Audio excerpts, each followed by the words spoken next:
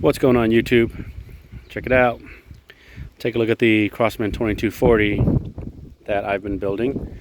I think this is gonna get as good as it's gonna get for this rifle. If I'm gonna add anything to it, it's not gonna be much more. Excuse the wind, please.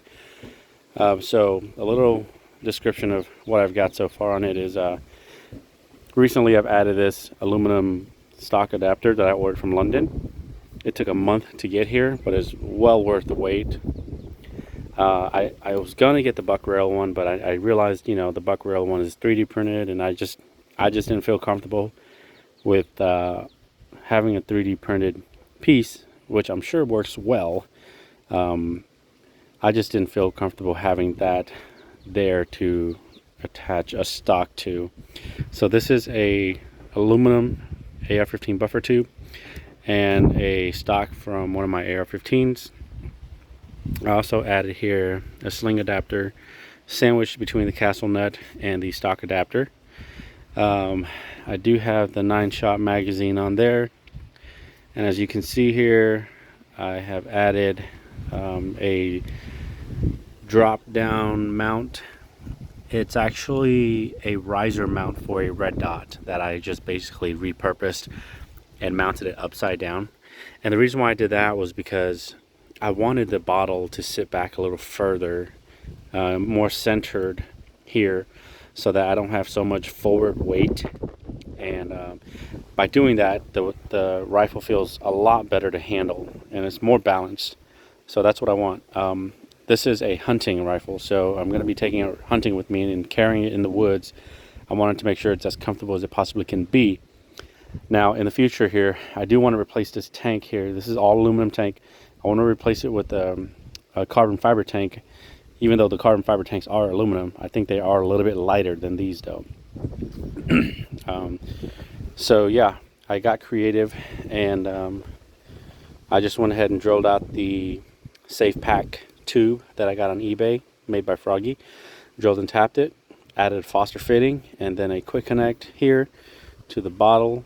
This is an 1800 psi regulator, so a 4500 psi tank through an 1800 psi regulator, out through here, in through the tube to the modified valve, in which I've bored out on the inside, as well as did the angle job on it for better flow.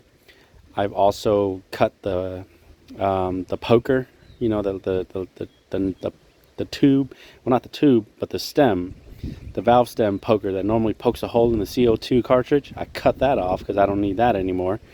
And then I also have in here a .042 hammer spring that I got on eBay. Now, the neat thing about this stock adapter, I forgot to mention, is that it does have a power adjuster in here. So if you unscrew this and just unscrew it off, there's an Allen key that you can stick in here, and you can adjust the tension on that spring going inwards. So I have it adjusted to, I've adjusted it to as powerful as I can possibly get it. So yeah, I mean, this is it right here. This is the lead dust collector from Buck Rail. This is another piece that's 3D printed that I got on eBay as well. I don't think this is not a Buck Rail product. These are Buck Rail grips, which I do like, but I'm probably going to change out for a different look. I kind of want the wood look.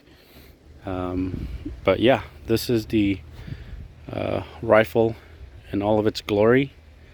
I'm not going to do much more to this rifle, like I said, except for possibly just adding a different tank to it that could possibly lighten it up just a little bit. It's not heavy by any means, but I can imagine carrying this out in the field for hours and potentially it becoming, kind of a pain in the butt to carry around. So that is the future goals of this rifle, but this thing should be pushing out a lot of FPS. I don't know exactly yet, obviously, because I haven't chronographed it, but just by dry firing it a couple times with the tank being at about 1000 psi, this thing sounds deadly. This thing just sounds so strong, so deadly. So I'm super excited to be able to have it built this far. and here shortly I'm going to start shooting it more and getting some numbers for you guys. But this is really all it is right here, and just getting a little creative and thinking outside the box a little bit, getting some ideas from a lot of the people on the Facebook pages or YouTube itself really helped get this rifle to where it is today. And I hope that you guys enjoy this rifle and that you guys like it, and that hopefully it gives you an idea of what you want to do with your own rifle. And you know, you guys please like, share, and subscribe or comment. If you have any questions, by all means, please do ask, and you know, I'll do my best to help you out. And yeah, I mean, I hope you enjoy it. I love this hobby. This is something that, you know, I've been doing for a long time. So thank you all again. Please like, share, and subscribe to my Battle Shield Armament page. All right, thank you.